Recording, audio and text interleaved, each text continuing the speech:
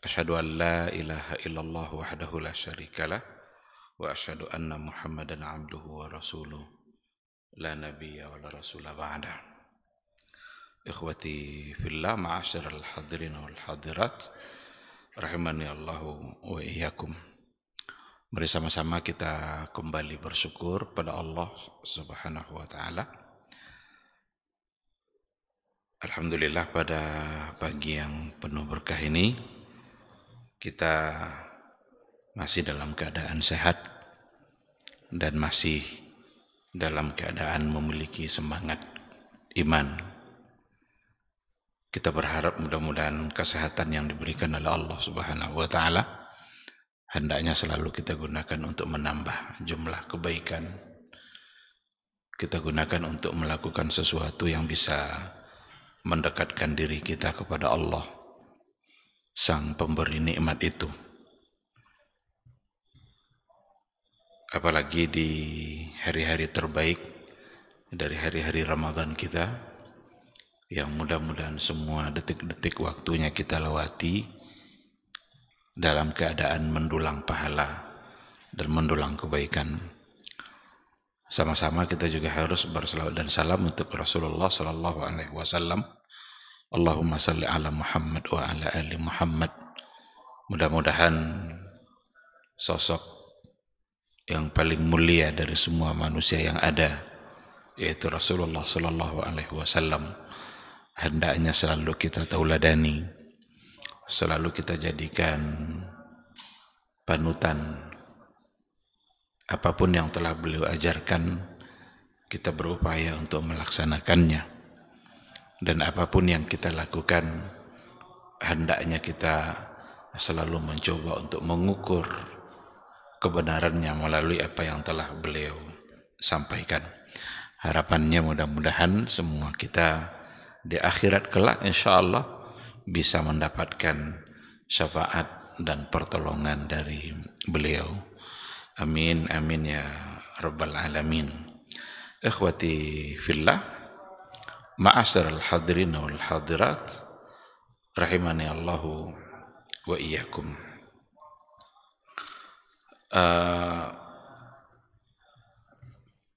Pada pagi hari ini kita akan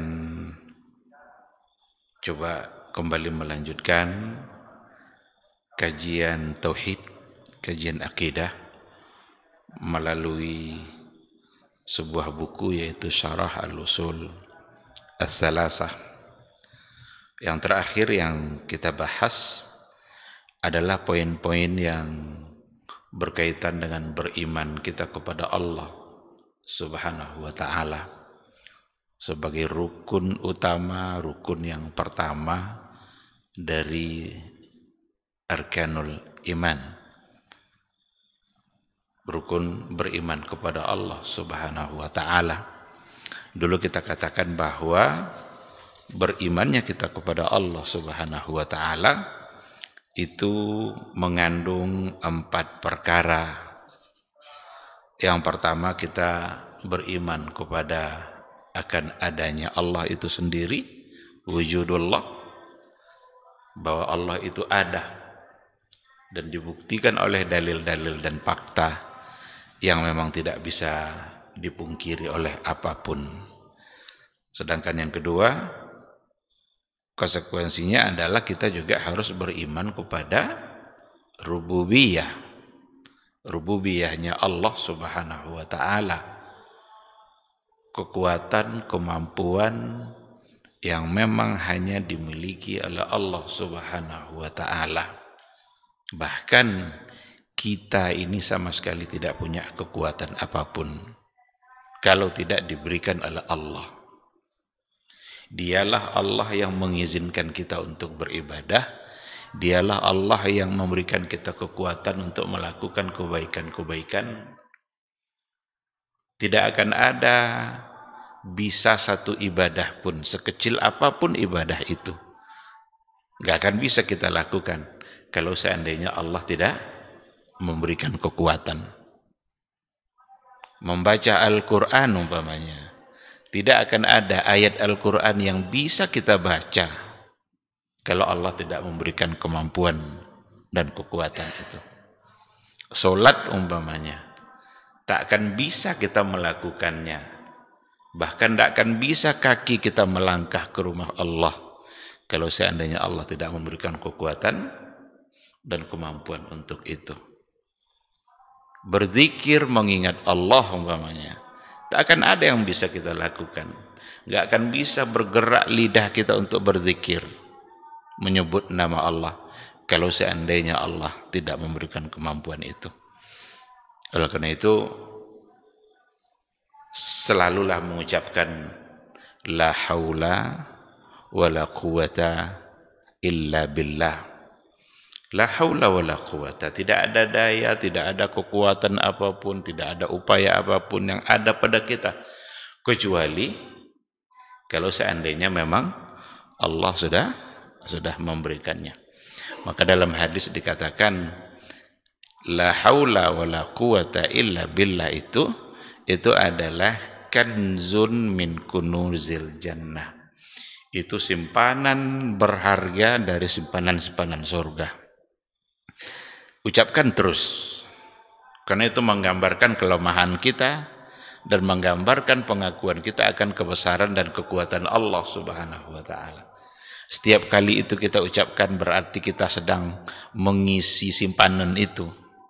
Setiap kali kita ucapkan lafaz itu berarti kita sedang menabungnya, yang nanti di akhirat kelak di dalam surganya Allah kita akan mendapatkan balasannya.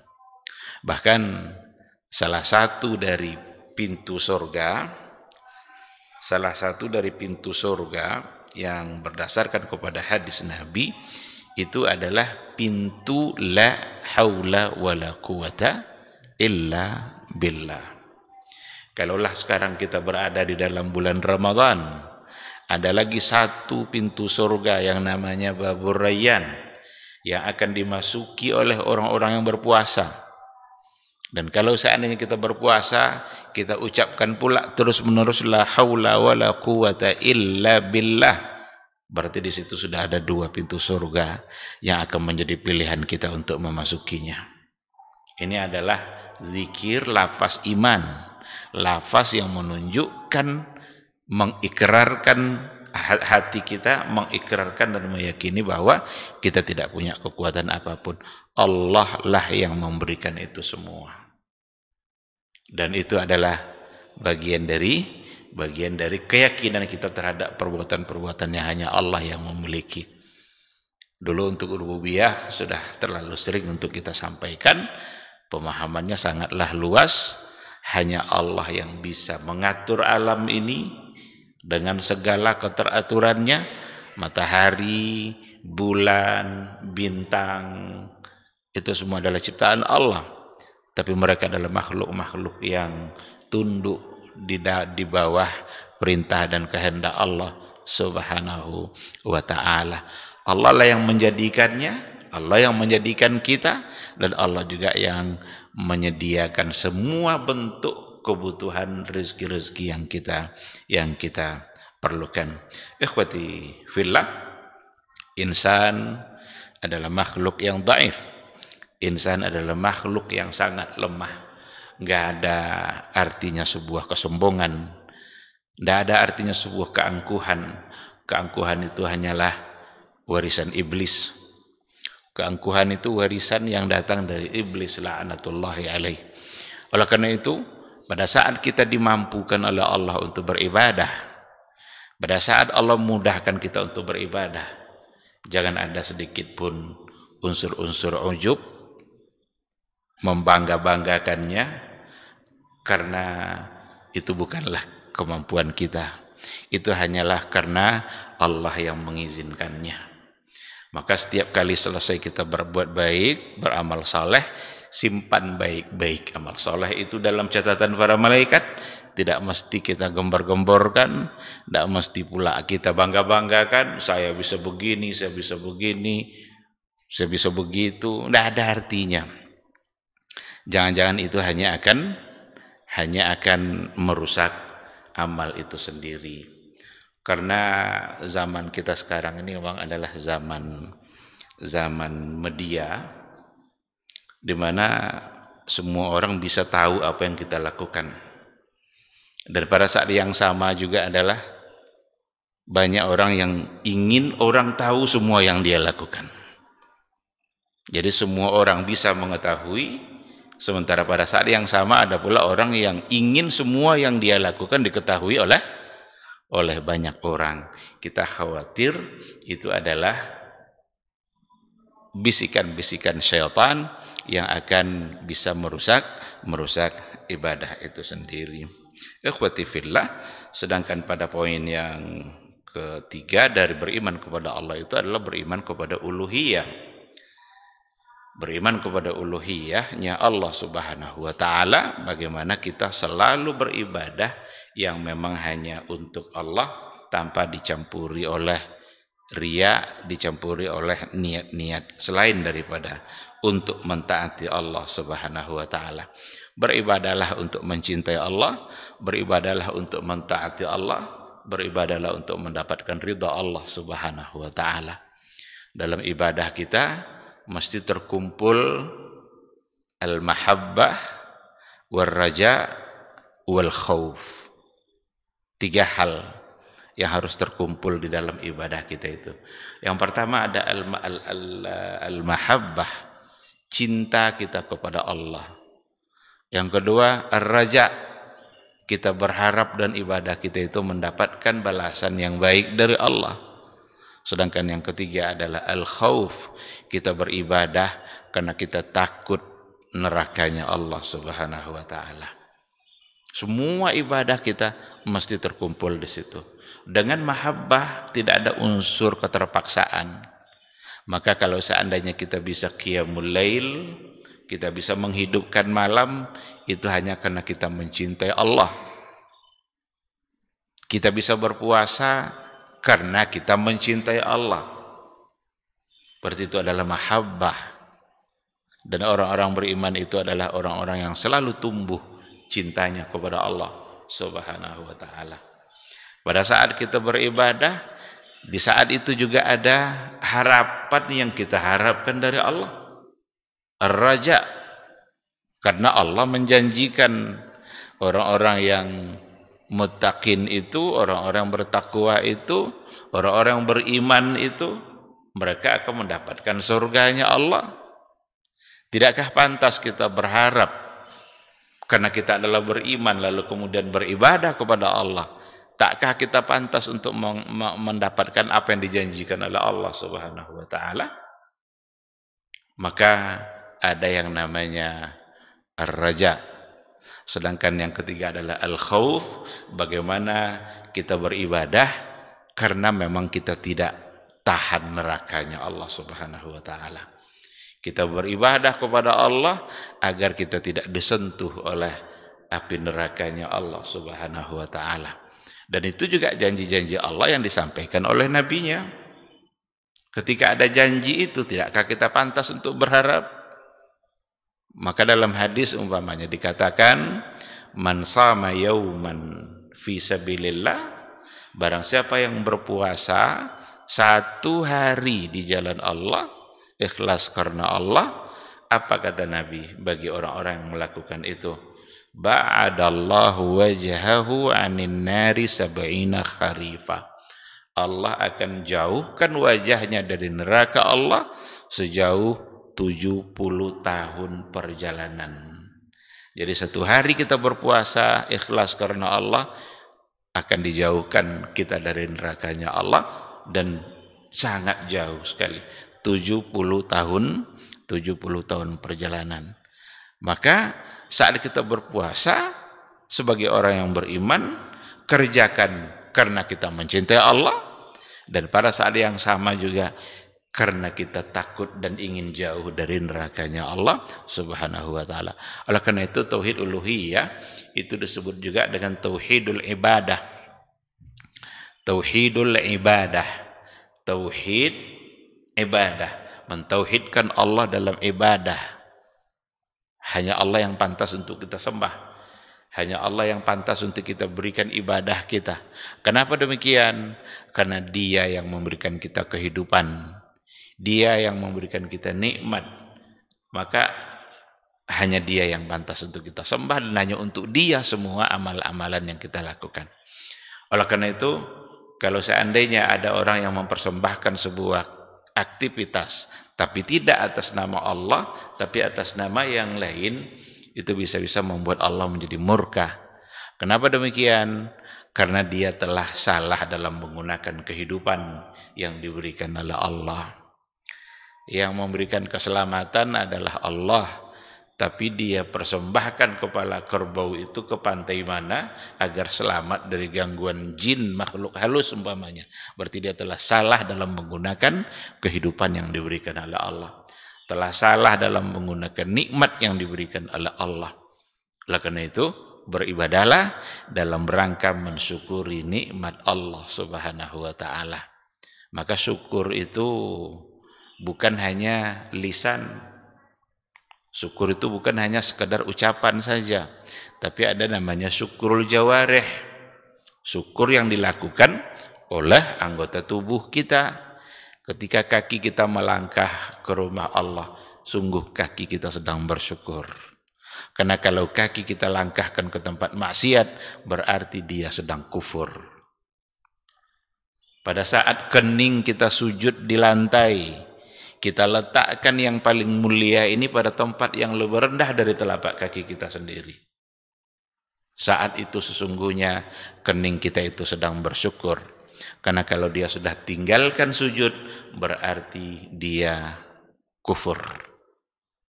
Pada saat kita memberikan sebahagian harta kita, maka sesungguhnya tangan kita juga sedang bersyukur.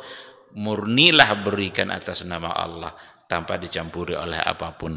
Maka ada hadis yang mengatakan salah satu dari orang yang akan mendapatkan naungan nanti di hari kiamat, tidak ada naungan selain naungan Allah, adalah orang-orang yang ketika tangan kanannya memberi tidak diketahui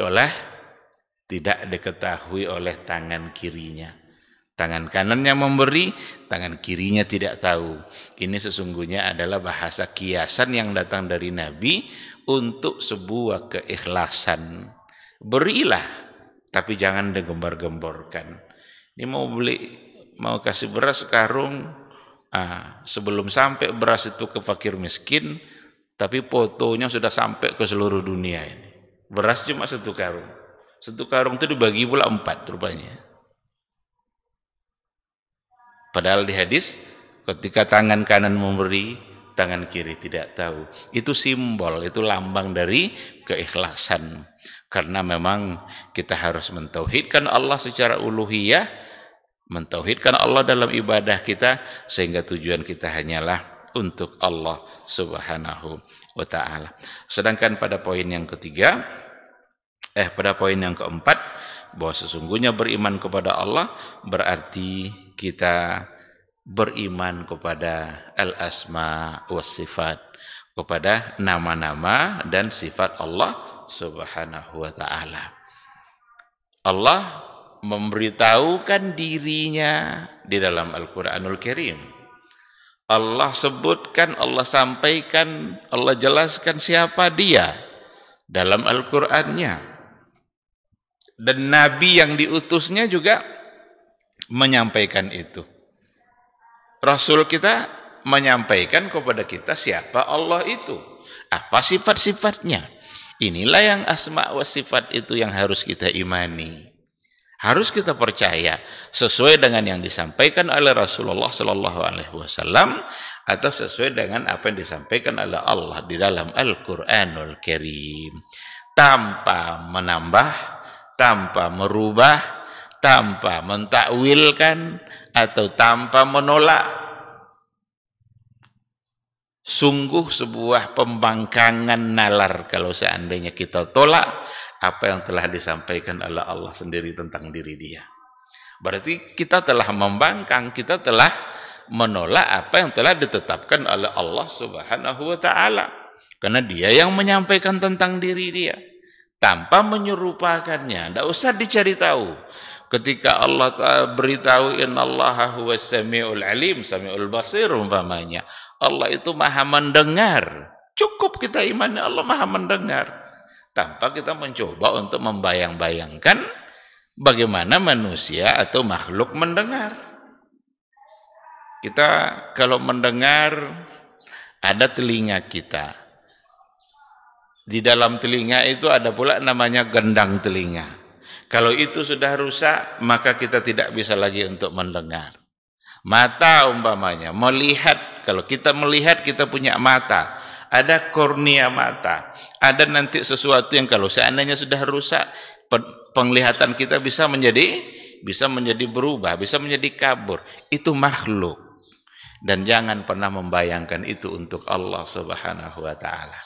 Jadi apapun yang disampaikan oleh Allah tentang diri dia, itulah yang wajib kita yakini tanpa mencoba untuk mentakwil-takwilkannya, menolaknya, menyerupakannya dan lain sebagainya. Imani saja.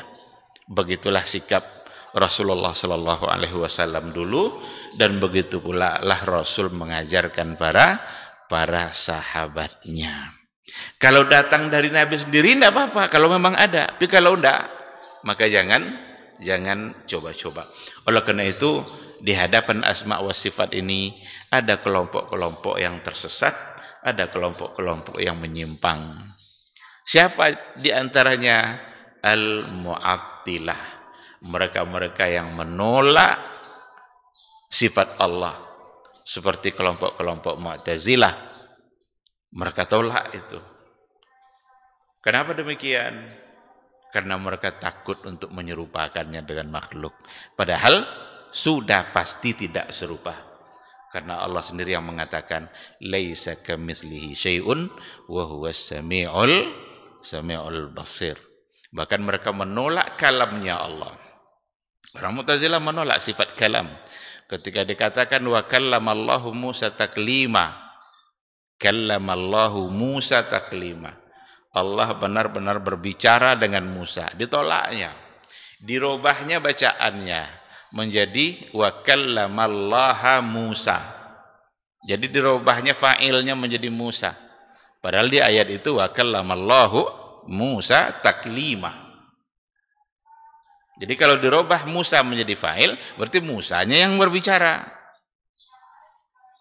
Nah, begitu mereka takutnya untuk beraninya mereka untuk menolak hanya karena dugaan-dugaan dikhawatirkan akan menyerupakan Allah dengan makhluk. Tidak ada yang perlu dikhawatirkan. Kenapa demikian? Karena pasti tidak serupa. Allah sendiri yang sudah menolak penyerupaan itu. Maka kita imani tanpa menyerupakan. Maka kelompok pertama yang menyimpang adalah ketika mereka membatalkan atau menolak sifat-sifat Allah. Kelompok yang berikut yang juga menyimpang di hadapan asma wa sifat ini adalah al-musyabbihah. Mereka-mereka yang menyamakan pula. Menyamakan Allah atau sifat-sifat Allah dengan sifat-sifat makhluk. Hati manusia ini berada baina asabi'ir rahman, di antara jari jemari Allah. Orang-orang musyabbihah yang terbayang oleh dia jari jemari seperti manusia. Oh, berarti ada 5 jari, ada kelingking, ada ibu jari, jarinya ada ruas-ruas. Itu yang mereka yakini. Dan itu musyabbihah. Itu salah. Pasti itu salah. Kenapa demikian? Karena dia telah menyerupakan.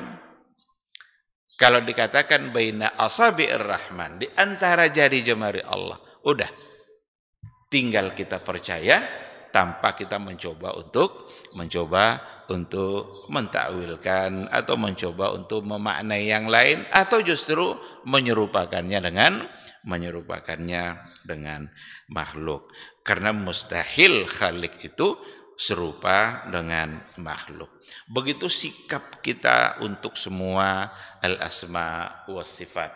Baik yang berhubungan dengan af'al, perbuatan-perbuatannya Allah, atau yang berhubungan dengan zatnya Allah.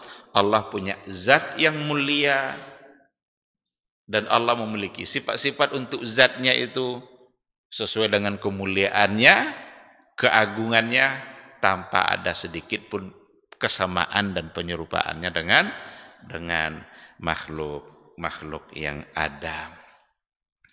Ikhwati fillah, di sini dijelaskan pada bagian yang terakhir apa yang akan kita dapatkan ketika kita mengimani 4 hal tadi itu. Apa buahnya? Jadi wal imanu billahi ta'ala ala ma wasafna yusmiru lil mu'minina samaratin jalila. Jadi mengimani 4 hal tadi itu, apa buahnya bagi kehidupan kita?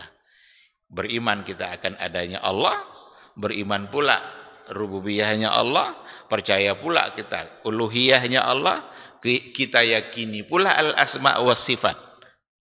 4 hal ini, apa buahnya bagi kehidupan kita? Yang pertama, samaratnya adalah tahqiqu tauhidillah. Tahqiq tauhidillahi ta'ala bihaitsu la yata'allaqu bighairihi raja'an wala khaufan wala ya'budu ghairah. Ini buah yang pertama. Dengan meyakini yang 4 hal tadi, tahqiq tauhidillah, kita telah mewujudkan tauhid yang sebenarnya untuk Allah. Jadi hakikat tauhid yang sebenarnya kepada Allah itu mengimani yang 4 tadi. Belum sempurna tauhid kita kepada Allah kalau kita tidak beriman kalau kita tidak percaya kepada 4 poin tadi. Adanya Allah, rububiyahnya Allah, uluhiyahnya Allah, dan al-asma' was sifat. Tahqiq tauhid. Inilah tauhid yang sesungguhnya. Kalau seandainya salah satunya hilang, tidak sempurna tauhidnya. Atau ada di antara poin yang benar-benar itu yang menentukan keislamannya. Uluhiyah itu menjadi kata kunci untuk menunjukkan keislaman seseorang kepada Allah. Maka orang-orang jahiliyah tidak disebut sebagai seorang yang muslim walaupun dia percaya kepada rububiyah. Abu Jahal tahu, dia percaya kalau Allah yang menjadikan langit dan bumi ini. Orang-orang jahiliyah dulu percaya kalau Allah yang memberikan rezeki. Tapi mereka tidak percaya kepada uluhiyah. Tidak mau dia mengucapkan la ilaha illallah walaupun mereka percaya bahwa Allah itu ar-razzaq. Allah itu khaliq. Bahkan kalau ditanya, man khalaqas samawati wal ard la yaqulunna Allah. Siapa yang menciptakan langit dan bumi? Mereka mengatakan yang menciptakannya adalah Allah. Oleh karena itu, al-uluhiyah itu menjadi kata kunci. Maka mengimani yang 4 ini, tahqiq tauhid. Kita telah mewujudkan tauhid yang sesungguhnya di dalam kehidupan kita. Bihaitsu la yata'allaqu bighairihi raja'an wala khaufan. Kita tidak terikat dengan sesuatu apapun selain Allah, raja'an wala khaufan. Baik dalam berharap ataupun dalam khauf, menunjukkan ketakutan dan rasa takut kita kepada ancaman-ancaman Allah Subhanahu wa ta'ala. Allah punya surga berbagai macam pintu sesuai dengan riwayat yang ada. Dan Allah juga punya neraka yang berlapis-lapis.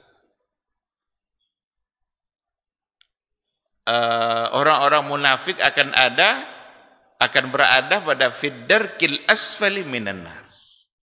Pada bagian yang paling dalam dari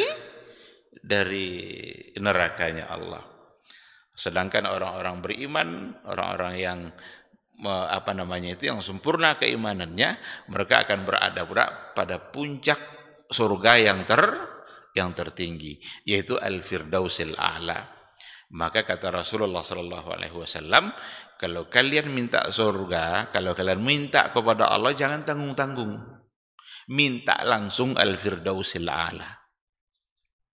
Al-firdausil a'la, firdaus, surga firdaus. Dan itu surga yang tertinggi. Atapnya itu adalah arasnya Allah Subhanahu wa ta'ala. Di atasnya ada arasnya Allah Subhanahu wa ta'ala. dan Ar-Rahmanu 'alal 'arsy istawa. Sementara Allah berada di atas aras. Maka tidak ada alasan untuk menolak ayat ini nih. Ar-Rahmanu 'alal 'arsy istawa.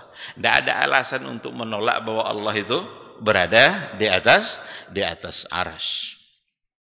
Karena ayat-ayat mengatakan seperti itu, hadis-hadis Nabi menunjukkan hal yang sama, tanpa dulu Nabi pernah mencoba untuk memberikan makna-makna yang lain. Wala ya'budu ghairah. Dan dengan beriman pada yang empat poin tadi itu, wala ya'budu ghairah, seorang hamba berarti dia tidak mungkin lagi untuk menyembah selain Allah Subhanahu wa taala, karena dia sudah mentauhidkan Allah secara uluhiyah. Tidak ada lagi penghambaan kita kepada yang lain. Kita hanya sebagai hamba Allah, bukan sebagai hamba nafsu kita, bukan sebagai hamba diri kita. Maka kata Rasul, Al-kayyisu man dana nafsahu wa amila lima ba'dal maut. Orang yang cerdas itu adalah al-kayyis man dana nafsahu.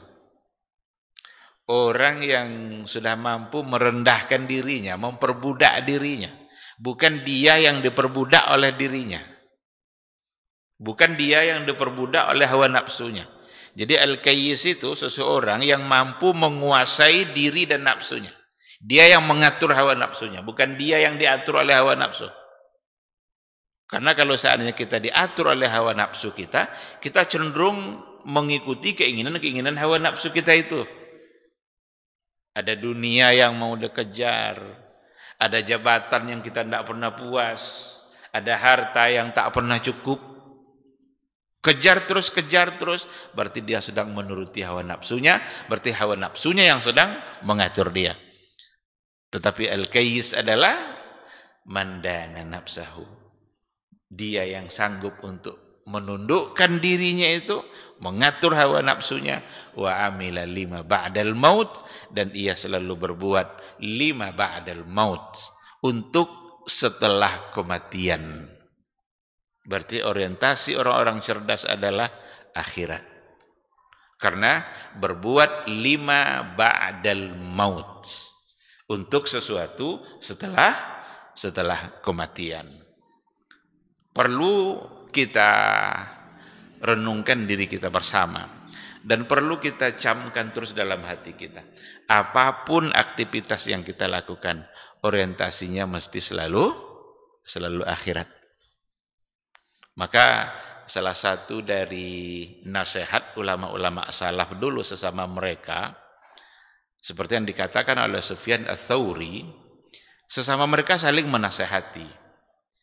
Salah satu dari nasihat yang selalu mereka ulang-ulang adalah man amila li akhiratihi kafahullahu amra dunyah. Ini di antara nasihat sama mereka. Barang siapa yang beramal untuk akhiratnya, barang siapa yang beramal untuk akhiratnya, kafahullahu amra dunya, Allah akan cukupkan baginya urusan dunianya. Jadi kalau kita berbuat untuk akhirat, Allah cukupkan dunia kita. Maka sebenarnya dunia kita ini sudah terjamin. Yang belum terjamin itu akhirat. Cuma kadang-kadang kita sibuk untuk mengejar yang sudah dijamin, lupa mengurus yang belum dijamin. Dunia kita Allah sudah jamin. Asal dekat-dekat aja sama dia, dapat tuh dunia itu. Sudah ada jaminan. Belum kita akan mati kecuali kalau jatah rezeki kita sudah habis. Yang tidak ada jaminan untuk kita itu akhirat kita. Surgakah kita? Tidak ada jaminan. Tapi terkadang kita lebih disibukkan oleh mengurusi sesuatu yang sudah dijamin oleh Allah, dan kita lupa untuk mengurus sesuatu yang Allah belum jamin. Tidak ada jaminan kita untuk mendapatkan surga. Maka sesama mereka menasihati seperti itu, man amila li akhiratihi, barang siapa yang beramal untuk akhiratnya, kafahullahu amra dunia, Allah akan cukupkan bagi dia perkara dunianya. Oleh karena itu, mewujudkan tauhid, mewujudkan nilai-nilai ketauhidan di dalam kehidupan kita, itu akan ada nanti ketika kita percaya kepada empat perkara tadi. Al-tsaniyah, yang kedua, buahnya adalah dengan percaya kepada yang empat tadi itu, buahnya adalah kamalu mahabbatillahi ta'ala wa ta'zimuhu bimuqtada asma'ihil husna wa sifatihil ulya. Kamalu mahabbatillah, sempurna cinta kita kepada Allah. Untuk mendapatkan kesempurnaan cinta kepada Allah, mesti yang empat ini. Wa ta'zimuhu, dan mengagungkan, memuliakan Allah, bimuqtada asma'ihil husna, dengan nama-namanya yang mulia dan sifat-sifatnya yang maha sempurna. Allah punya nama yang mulia, semua nama Allah adalah merupakan bentuk kemuliaan bagi Allah itu sendiri. Menunjukkan ketinggian kemuliaan Allah, menunjukkan kekuatan yang dimiliki oleh Allah, wa sifatihil ulya, dan juga sifat-sifatnya yang maha tinggi, maha mulia. Maka perlu kita percaya pada al-asma was sifat. Maka jangan dibatasi nanti sifat Allah itu, karena itu menunjukkan kemuliaan dan kesempurnaannya. Kita saja sebagai manusia ingin sifat baik itu banyak pada kita. Jadi kita saja sebagai manusia inginnya kita adalah memiliki sifat-sifat baik, dan sifat baik itu banyak. Ingin disebut sebagai orang yang dermawan, ingin disebut sebagai orang yang berani, ingin disebut sebagai orang yang rajin, disebut sebagai orang ini, semua kebaikan kita ingin disebut seperti itu. Maka untuk Allah, sifat Allah itu tidak ada batasnya. Bahkan ada di antaranya yang hanya Allah yang tahu. Dan ketika Allah sampaikan di dalam Al-Quranul Karim, nama dan sifatnya itu semua menunjukkan kemuliaan Allah. Dan dengan itu pula kita mencintainya. Bahkan mungkin saja perbedaan-perbedaan di antara nama, konsekuensi dari nama itu mungkin sangat sedikit. Karena ada umpamanya Allah itu disebut sebagai Ghafur, Ghafurur Rahim. Allah juga punya nama Ghaffar. Apa beda Ghaffar sama Ghafur? Padahal kan secara sekilas oleh kita mungkin sama-sama aja. Allah juga punya nama Ghafir. Ada Ghafur, ada Ghaffar, ada Ghafir. Pasti ada bedanya. Tapi intinya pada Al-Ghufran. Dan itu menunjukkan kemuliaan yang ada pada Allah, yang Dia maha memberi keampunan, maha memberi, mampu mau untuk memaafkan semua dosa-dosa hamba. Bahkan ada lagi Afun Ghafur, pemaaf, pengampun. Apa kira-kira beda antara yang tadi itu? Pasti ada. Tahu tidak tahu kita, itu lain masalah. Tapi yang jelas intinya adalah itu menunjukkan kemuliaan Allah Subhanahu wa ta'ala dalam persoalan memberikan keampunan. Ada lagi Tawwab. Tawwab itu maha penerima taubat. Jadi ikhwati fillah, semua itu disampaikan oleh Al-Quran. Berarti Allah yang menyampaikan tentang diri Dia. Dan diperkuat nanti oleh hadis-hadis Nabi Dan semua itu sebagai pendukung bagaimana kita meyakini semua sifat-sifat Allah Subhanahu wa taala yang disampaikan oleh nabinya. Karena disitulah letak kemuliaan Allah. Kalau seandainya nanti ada di antara sifat-sifat yang disampaikan oleh Allah lalu tidak kita terima, berarti kita mencoba untuk mengurangi kemuliaan itu, dan tentu saja itu adalah satu sikap dan tindakan yang salah yang menggiring kita kepada penyimpangan demi penyimpangan. Jadi jangan sampai menyimpang kita dalam persoalan al-asma was sifat.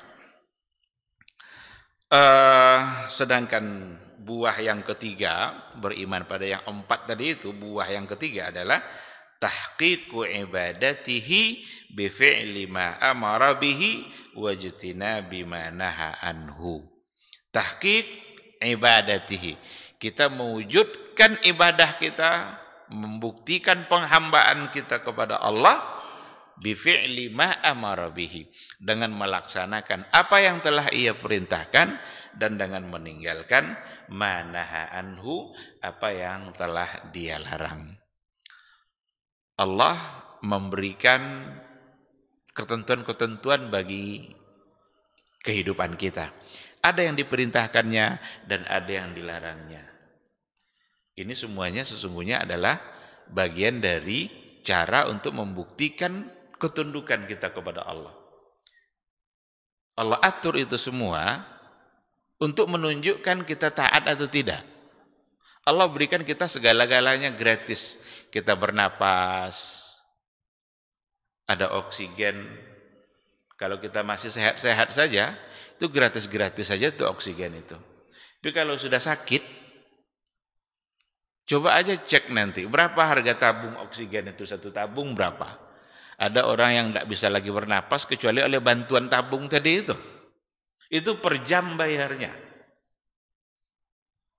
Dikumpulkan dalam sebulan, kumpulkan dalam setahun, coba. Sekarang kita hidup santai-santai saja. Ditanam pohon, setiap yang ditanam ada buahnya. Setiap yang dibuah, yang ada buahnya enak pula untuk dimakan. Setiap yang kita makan dari buah itu bisa pula membuat kita jadi sehat. Bukankah itu semua datang dari Allah? Ada orang yang kerjanya barangkali nyadap karet, maka disadaplah ke pohon karet itu, keluar getahnya. Siapa yang mengeluarkan getah itu? Dijual dapat pula duit, padahal dia dapat secara gratis. Paling cuma memupuk aja, tidak pula dipupuk itu kalau karet itu. Maka wajar Allah berikan ketentuan-ketentuan dalam kehidupan kita. Dengan semua bentuk nikmat yang diberikan oleh Allah, maukah kita tunduk dan bersyukur? Maka mewujudkan penghambaan kita itu dan mentaati perintahnya dan meninggalkan larangannya. Ada yang diperintahkan oleh Allah, berarti untuk kita kerjakan. Ada yang dilarang oleh Allah, berarti untuk kita tinggalkan. Cuma sebagian dari orang-orang yang menunjukkan pembangkangannya kepada Allah pada saat datang bulan Ramadan, semua orang berpuasa, dia santai-santai aja minum, cuek-cuek aja dia merokok, padahal semua orang puasa. Tidak berpuasanya dia berarti dia mendurhakai Allah. Dia durhaka kepada Allah dengan menggunakan nikmat Allah itu sendiri. Jadi dia durhaka kepada Allah, alat durhakanya itu nikmat Allah itu sendiri. Bukankah ketika dia bisa minum itu adalah nikmat? Bukankah ketika dia masih punya selera makan itu adalah nikmat? Sekarang nikmat Allah digunakannya untuk mendurhakai Allah itu sendiri. Sungguh sangat tidak pantas. Padahal Allah yang menciptakannya, Allah yang memberikan kehidupannya, Allah yang memberikan rezekinya, tetapi dia melakukan tindakan-tindakan mendurhakai yang memberikan nikmat. Oleh karena itu, dengan mengimani yang 4 tadi itu, percaya kita kepada adanya Allah, rububiyahnya Allah, uluhiyahnya Allah dan asma wa sifat, maka itu akan melahirkan tahqiqul ibadah, untuk mewujudkan penghambaan kita secara sempurna kepada Allah Subhanahu wa taala dengan cara mentaati perintahnya dan meninggalkan larangannya. Kita berharap tentu saja mudah-mudahan kita semua adalah orang-orang yang selalu diberikan taufik oleh Allah, selalu diberikannya inayah, kemampuan untuk tetap taat dan mintalah kepada Allah. Maka Nabi Daud dalam sebuah riwayat dikatakan bahwa sesungguhnya ya Allah, betapa engkau itu benar-benar mulia.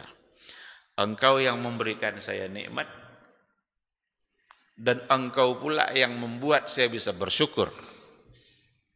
Dan dengan syukur saya terhadap nikmatmu, engkau tambah pula nikmat itu. Jadi Allah berikan nikmat, Allah pula yang membuat kita mampu bersyukur. Dengan Allah berikan kemampuan bersyukur, Allah tambah lagi. Allah tambah lagi. I'malu ala Dawud syukra wa qalilun min ibadiyas syakur. Wa qalilun min ibadiyas syakur. Sedikit hambaku itu yang bersyukur. Jadi tidak banyak yang bersyukur terus. Wa qalilun min ibadiyas salihin. Sedikit hamba-hambaku itu yang saleh. Maka kita harus jadi orang yang sedikit ini. Kita harus menjadi orang yang sedikit ini, yang minoritas. Maka Umar bin Khattab pernah lewat di satu tempat, ia mendengar seorang pemuda berdoa. Apa doa pemuda tadi yang didengar oleh Umar? Seperti yang disampaikan oleh Imam Ahmad dalam sebuah riwayat, Umar melewati satu tempat, sami'a rajulan yaqul. Ia mendengar seorang pemuda berdoa. Apa doanya? Allahumma ja'alni minal aqallin. Ya Allah, jadikan saya sebagai orang yang sedikit. Allahumma ja'alni minal aqallin. Berhenti Umar. Ini apa pula doa ini, kata Umar.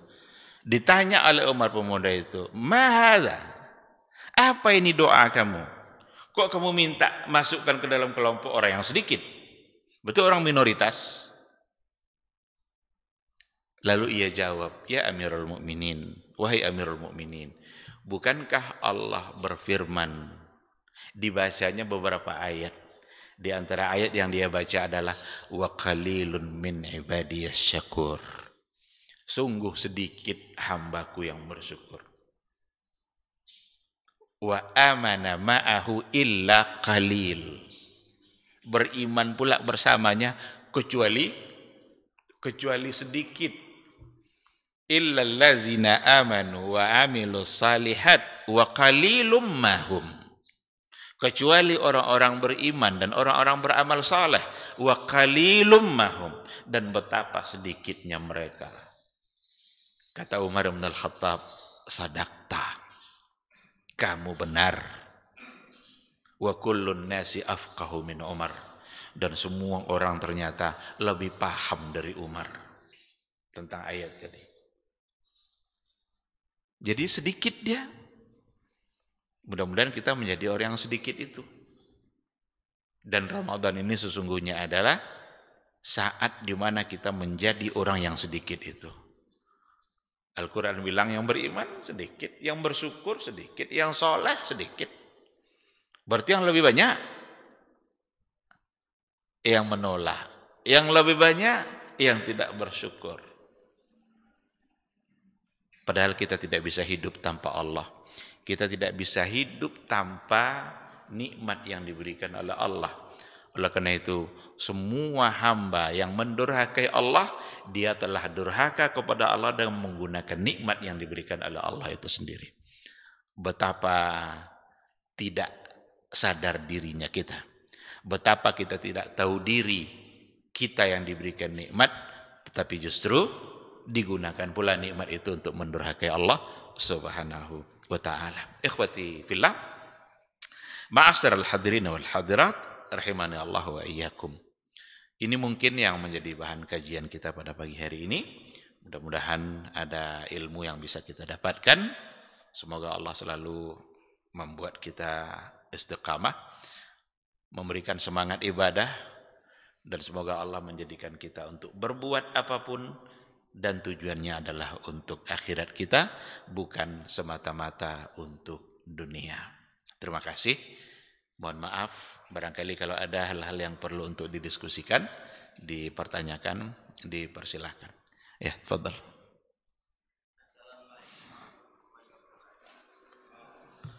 Assalamualaikum.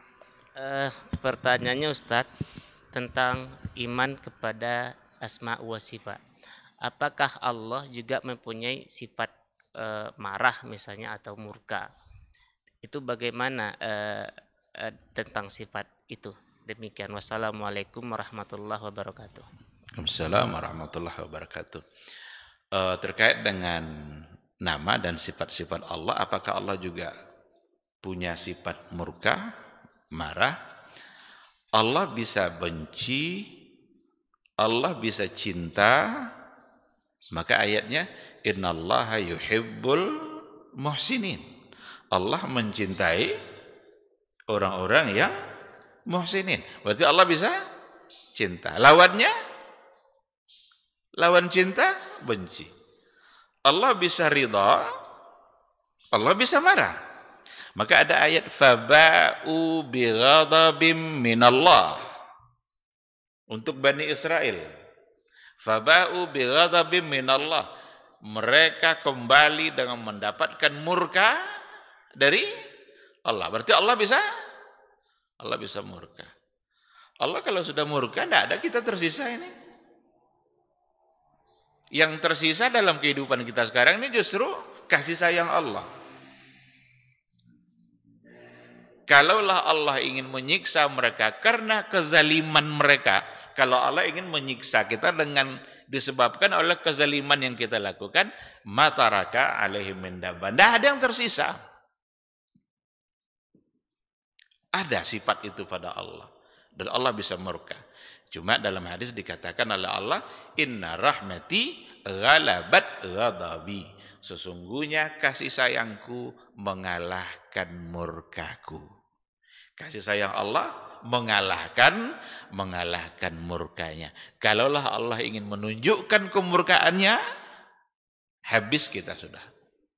Tapi karena kasih sayangnya mengalahkan murkanya itu, maka walaupun kita pendosa, walaupun kita berbuat maksiat, sehat-sehat aja tuh. Rezekinya lancar-lancar aja. Buka ini lancar, buka itu lancar, padahal sholatnya tidak lancar. Tapi ingat, Allah tunda nanti. Ila ajalin musamma, walakin yuakhiru ila ajalin musamma. Tapi nanti ada saatnya dia akan dibalas. Dan itu salah satu dari sifat af'al yang ada pada Allah. Ketika dikatakan murka Allah, jangan sekali-kali membayangkan seperti kita. Kita kalau marah, merah muka kita kan? Kalau untuk manusia, kalau manusia sudah marah, kadang-kadang dia tidak sadar lagi dengan apa yang dia ucapkan. Semua kata-kata bisa keluar. Yang mungkin saja kata-kata itu dia keluarkan malu pada saat dia tidak marah. Maka Rasul mengatakan jangan marah. La taghdab wa lakal jannah. Kalau kalian marah, kata Rasul, bawa beruduk. Karena marah itu dari setan. Dan setan itu terbuat dari api. Dan api bisa padam oleh air. Maka kalau kalian marah, bawa beruduk. Nah, jadi kalau nak mulai rasanya nanti mau marah, bawa beruduk cepat. Buktikan hadis Nabi itu.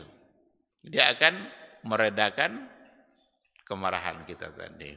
Nah, jadi ada ayat-ayat yang menunjukkan bahwa Allah itu punya sifat cinta, punya sifat ridha, dan Allah juga punya sifat benci dan bisa bisa murka. Sesuai dengan kemuliaan Allah Subhanahu wa taala. Ini jadi kata kunci. Jadi untuk mengimani al-asma'u wa sifat, yang jadi kata kuncinya adalah sesuai dengan kemuliaan dan keagungan Allah.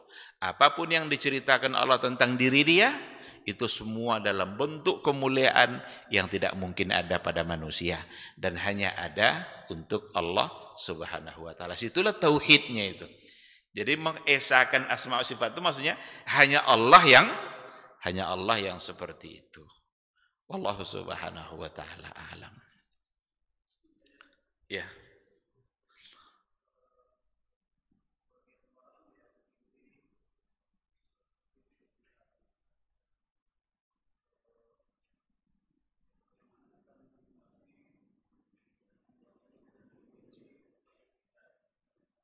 Meyakini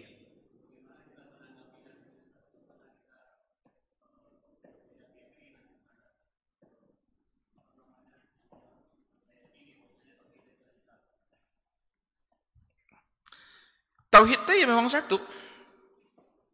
Dibagi-bagi rububiyah itu bukan berarti membuat Allah terbagi-bagi. Di sini kesalahannya. Karena ada orang yang begitu sulit menerima rububiyah, uluhiyah, asma wa sifat ini. Ini trinitas nih katanya. Ini ungkapan yang sangat tidak ilmiah dan tidak berdasar itu. Trinitas itu membagi-bagi Allah itu jadi tiga dia. Tuhan anak, Tuhan ayah, Tuhan ibu. Apakah nanti ketika ada rububiyah, uluhiyah, asma wa sifat, lalu itu bagian dari trinitas? Enggak. Ini berdasarkan istiqra di mana memang kita tidak bisa pungkiri bahwa komponen dari tauhid itu memang yang tiga ini.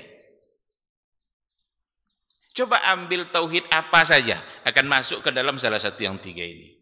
Dia kalau tidak berhubungan sama rububiyah pasti pada uluhiyah, kalau tidak juga berarti hubungannya sama asma wa sifat. Kita tidak sedang membagi-bagi Allah jadi tiga, enggak.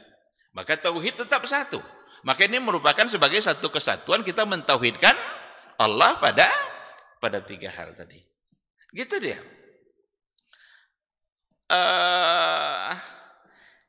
Ada yang berhubungan nanti dengan perbuatan Allah. Yang hanya Allah yang bisa melakukan itu. Seperti yang kita contohkan tadi. Mengatur alam. Alam ini tunduk pada Allah. Matahari yang terbit di sebelah timur, dia sedang mentaati Allah. Karena satu saat nanti kalau Allah sudah bilang, hei matahari, kamu terbitnya hari ini di barat. Maka nanti matahari akan terbit di barat. Dan terjadilah kiamat. Ada ketundukan alam ini. Dan siapa yang bisa mengatur itu? Allah. Bintang itu ribuan jumlahnya, tidak tahu kita berapa jumlahnya. Bahkan berputar juga, berjalan juga dia. Tetapi beredar sesuai dengan aturan yang sudah diatur oleh Allah Subhanahu wa taala. Siapa yang mampu mengatur itu semua? Allah. Dan tidak ada yang tersalah dalam kerjanya Allah. Langit tidak ada tiangnya. Allazi rafa'a as-samawati bighairi amadin tarawunaha. Dialah Allah yang menciptakan langit-langit itu bighairi amadin, tanpa tiang. Tarawunaha. Yang kalian lihat, tidak ada tiangnya dan berlapis-lapis pula. Siapa yang bisa mengatur itu semua? Allah. Itu rububiyah itu. Jadi mesti kita meyakini hanya Allah yang bisa seperti itu, yang lain tidak. Karena nanti kalau kita sudah punya keyakinan-keyakinan yang lain, berarti sudah mulai ada kesalahan. Yang memberikan kita keselamatan siapa? Allah Subhanahu wa taala. Tidak ada yang membuat kita selamat itu kecuali Allah. Nah, ketika kita coba mencari jimat-jimat untuk selamat, berarti kita sudah salah. Ada kesalahan tauhid kita di situ. Karena kita tidak lagi meminta keselamatan dari Allah, tetapi kepada kepada jimat-jimat yang ada. Dicari dukun-dukun, diminta jimat itu, beli pula jimat tuh. Dukunnya kaya, dia pun tidak selamat. Yang jelas tidak selamat akhirat dulu. Itu. Oleh karena itu, tauhid itu satu, memang tauhid itu satu. Dan ini merupakan satu kesatuan yang tak terpisah. Rububiyah, uluhiyah, kemudian asma was sifat. Di Al-Fatihah saja, urutan ayat Al-Fatihah itu sesungguhnya menunjukkan ketiga bentuk tauhid itu. Alhamdulillahi Rabbil Alamin. Rububiyah, Rabbil Alamin. Ar-Rahman Ar-Rahim. Asma wa sifat. Alhamdulillah itu, lillahnya itu uluhiyah. Karena kita memuji hanya Allah. Di situ saja itu sudah ada 3 komponen tauhid tadi. Jadi tidak ada alasan untuk menolak. Hanya orang-orang yang ego aja yang menolak pembagian rububiyah itu. Karena mereka sudah terlanjur membagi-bagi tauhid dengan cara yang lain, yang justru bukan itu pembagian tauhid. Karena ada di antara tauhid-tauhid yang tidak masuk ke dalam pembagian-pembagian yang mereka sampaikan. Ketika dikatakan umpamanya sifat Allah itu 20 umpamanya, masuk tidak semua sifat Allah pada yang 20 itu? Tidak. Karena ada yang lain tapi tidak masuk pada yang 20 itu.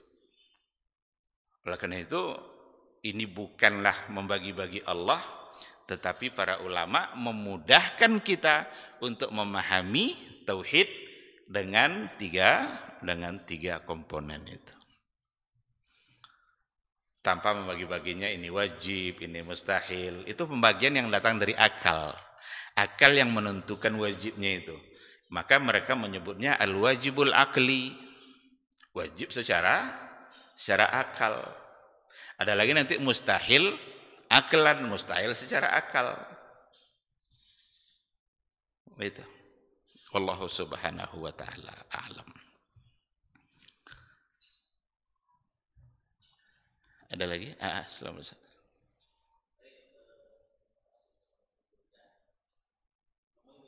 Nah.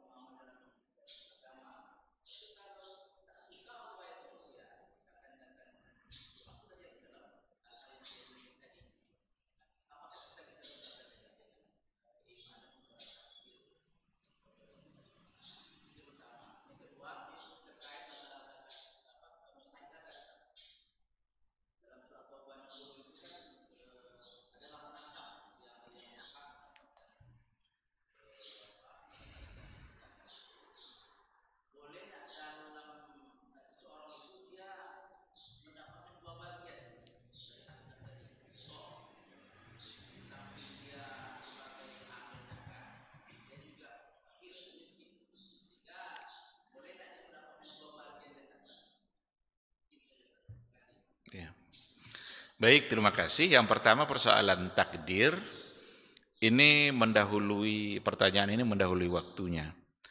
Karena kita baru masuk pada iman pada Allah. Sedangkan takdir pada bagian yang terakhir, yang keenam. Sekarang kita baru pada al-imanu billah.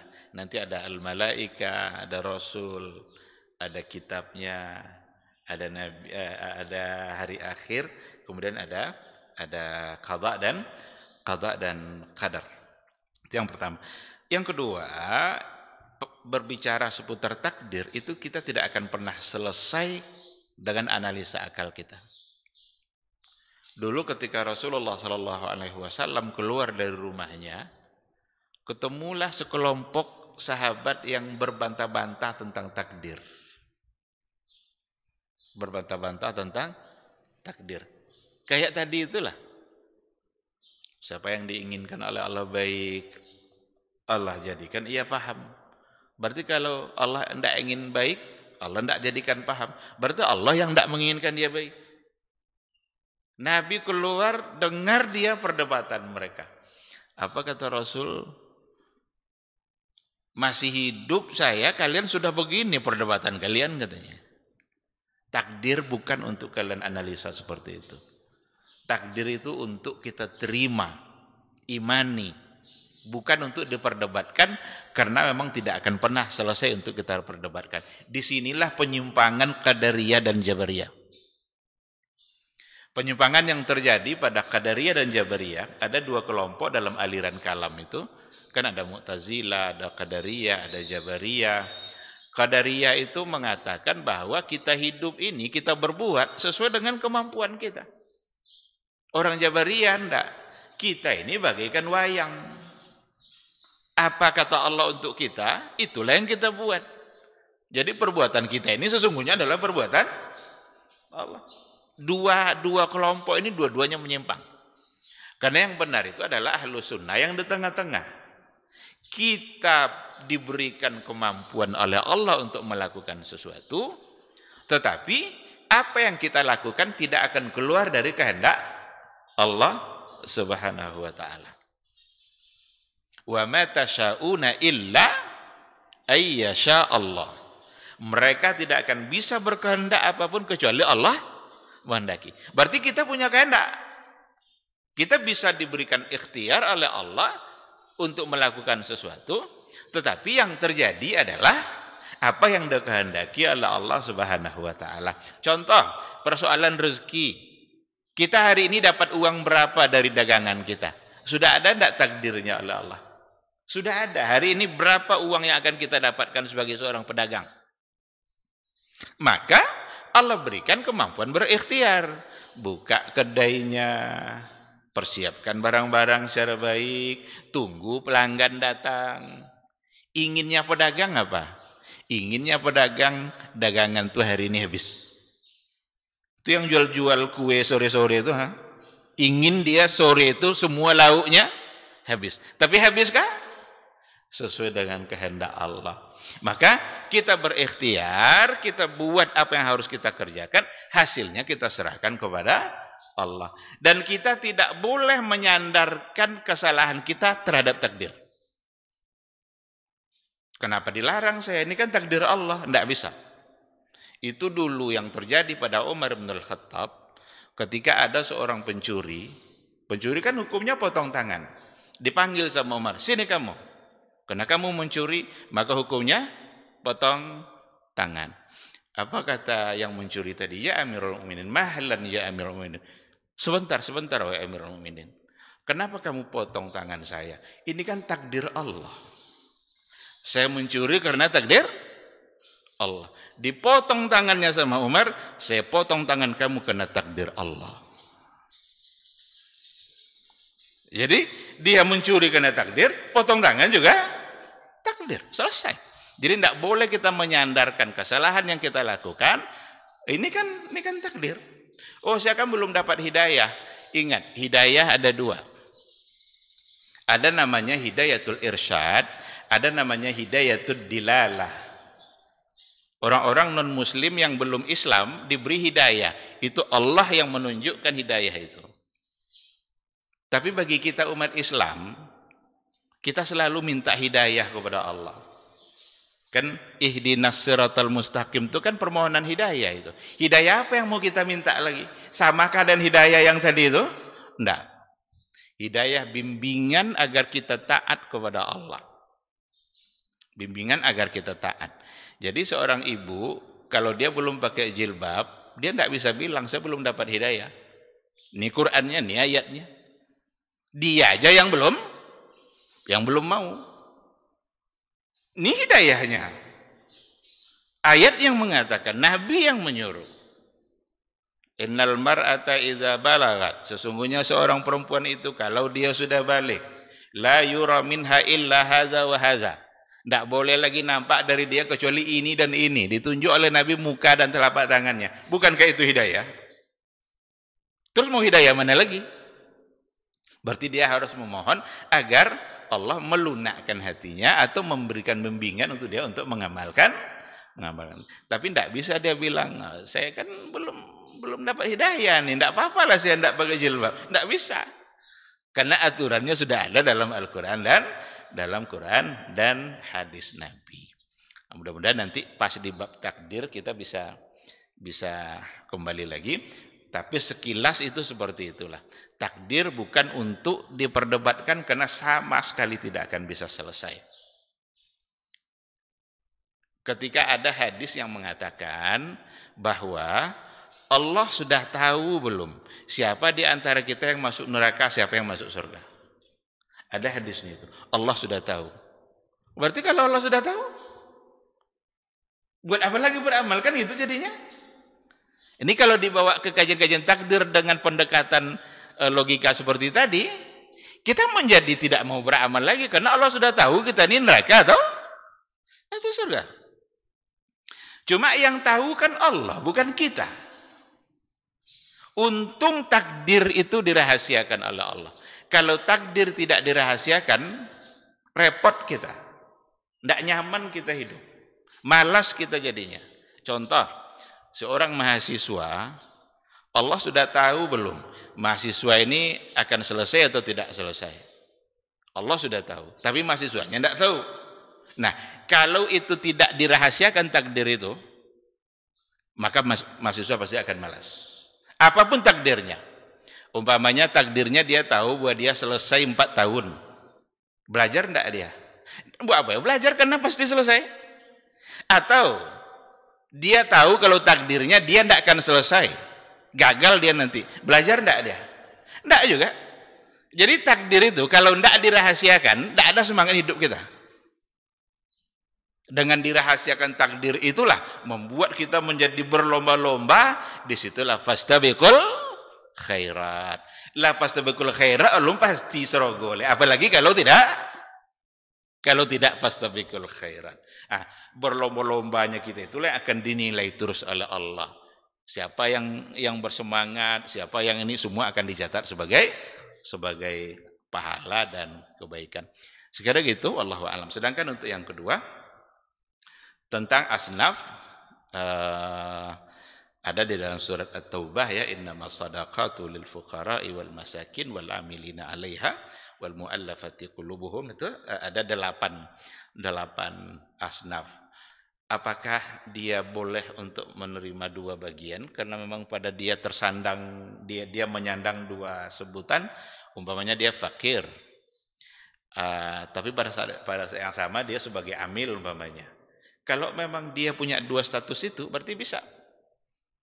Amil itu mendapatkan jatah karena kerja. Kaya pun amil itu, maka dia diberi karena kerja. Sedangkan fakir mendapatkan jatah zakatnya bukan karena kerjanya, tapi karena keadaan dia yang memang membutuhkan itu. Nah, cuma untuk mungkin perlu untuk didudukkan terkait dengan amil ya. Amil itu punya tanggung jawab yang luar biasa. Kalau dulu Rasul yang langsung menunjuk. Tunjuknya sebulan, sebulan kamu pergi ke kebun sana, hitung itu kebun mereka itu. Berapa zakatnya bawa ke Madinah. Ketika seorang muzaki memberikan zakat kepada amil, itu tanggung jawabnya, tugas zakatnya sudah selesai. Karena amil adalah wakil dari fuqara, wakil dari orang fakir, wakil dari asnaf secara keseluruhan. Jadi tanggung jawab muzaki sudah selesai. Itu beda memang nanti dengan petugas-petugas zakat yang dadakan, yang hanya beberapa hari, yang memang agak sulit untuk disebut sebagai amil lalu diberikan jatah dari zakatnya. Kenapa demikian? Panitia kita ini dia bukan wakil dari asnaf, tapi mereka adalah wakil dari muzaki. Seandainya yang berzakat memberikan uang atau memberikan zakatnya kepada panitia tadi, lalu hilang uang itu, ini yang muzaki mesti ganti, bayar lagi, karena tanggung jawab zakatnya belum selesai. Tapi kalau diberikan kepada amil lalu hilang, dia tidak berkewajiban lagi untuk bayar zakat, karena kewajiban bayar zakatnya sudah selesai. Ini yang membedakannya. Dan tanggung jawab ini tidak ada pada panitia kita. Oleh karena itu, memang jangan berikan dari zakatnya, kecuali kalau dia fakir.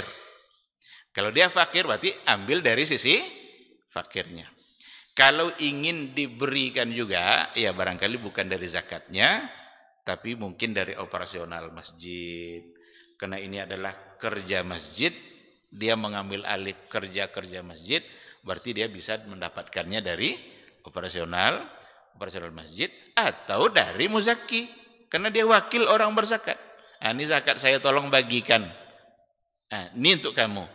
Bisa gitu tuh. Karena dia wakil orang berzakat. Beda sama amil. Amil itu wakil orang yang menerima. Maka saat zakat diserahkan oleh muzaki, tanggung jawabnya selesai. Gitu. Wallahu subhanahu wa ta'ala a'lam. Sultan. Assalamualaikum. Kalau buat zaman sekarang ini. Iya. Yang berwenang untuk menunjuk amil ya pemerintah atau mitra yang dipercaya oleh pemerintah. Basnas umpamanya.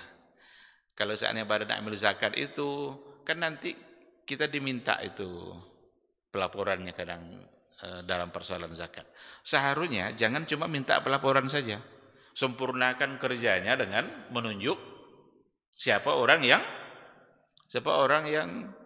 menerima. Oleh karena itu bukan sekadar nanti ditunjuk oleh ketua masjid, pokoknya kamu nanti aturlah masalah zakatnya. Lalu tiba-tiba dia mendadak menjadi amil. Tapi ada lembaga yang resmi seperti pemerintah atau mitra yang memang dipercaya oleh pemerintah. Kalau dulu Rasul yang langsung, maka yang menerima zakat itu tidak pula semua orang. Semua orang lewat di kebun nanti kamu bayar zakatnya nih, buat sini zakatnya. Enggak. Yang sah yang ditunjuk oleh Rasulullah sallallahu alaihi wasallam. Kalau sempat pula semua orang berhak meminta pula, lewat kita depan rumah orang kaya kan, ketok pintunya, hitung zakatnya. Nanti kacau jadinya. Oleh karena itu ada memang yang berhak, yang memang sudah dipercaya dalam persoalan ini, maka tanggung jawabnya berat. Wallahu a'lam.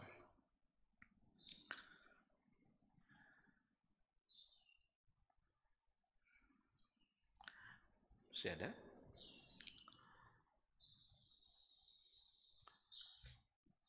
Masih ada pada semua? Cukup? Baik. Kalau tidak ada, barangkali kita cukupkan sampai di sini kajian kita, mudah-mudahan bermanfaat insyaallah.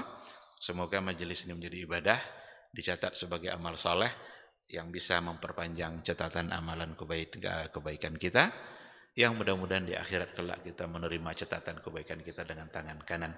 Amin amin ya rabbal alamin. Subhanakallahumma wa bihamdika asyhadu an la ilaha illa anta astaghfiruka wa atubu ilaik.